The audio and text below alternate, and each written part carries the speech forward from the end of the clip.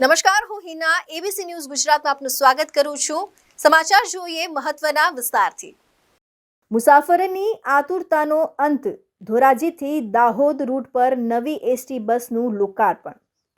ગુજરાત રાજ્ય વાહન વ્યવહાર નિગમ હર હંમેશા માટે થઈ અને મુસાફરોની સુવિધા માટે અગ્રેસર હોય છે, ત્યારે ધોરાજીના લોકોને પણ આરામદાયક અને સુરક્ષિત સલામત સવારી મળી રહે એ માટે સરકાર દ્વારા ધોરાજીથી દાહોદ રૂટ પર નવી એસટી બસનું લોકાર્પણ ધોરાજીના ધારાસભ્ય મહેન્દ્ર પાડલિયા હસ્તક કરવામાં આવ્યું હતું। ધોરાજી એસટી ડેપોને નવી એક સ્લીપર કોચ બસ ફાળવવામાં આવી છે। આ બસને એસટીના ડેપો મેનેજર પિયર ડાંગર અને એસટી કર્મચારીઓ અને ભાજપના હોદ્દેદારો સહિતની ઉપસ્થિતિમાં બસને લોકાર્પણ કરી અને મુસાફરો માટે અર્પણ કરવામાં આવી હતી। આ તકે ઉપસ્થિત ધોરાજીના ધારાસભ્ય મહેન્દ્ર પાડલીએ જણાવ્યું હતું કે ગુજરાત સરકાર હર હંમેશ માટે વિકાસના કામોમાં અગ્રેસર હોય છે અને એસટી બસમાં મુસાફરી કરતા મુસાફરોને સુવિધાની અંદરમાં આજરોજ ફરી એકવાર વધારો થયો છે, ત્યારે મુસાફરોને રમતા એક અને સુરક્ષિત અને સલામત સવારીના ભાગરૂપે એક નવી એસટી બસ મળતા મુસાફરોની સુવિધામાં વધુ એકવાર વધારો થયો છે।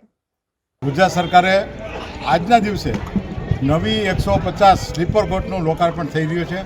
તે પૈકી 16 બસો જૂનાગઢ ડિવિઝન અંતર્ગત ફાળવવામાં આવી છે અને તેમાંથી ઉપલેટા ધોરાજી વિસ્તાર બંને ઉપલેટા 1 અને ધોરાજી 1 બે બસો ફાળવવામાં આવી છે।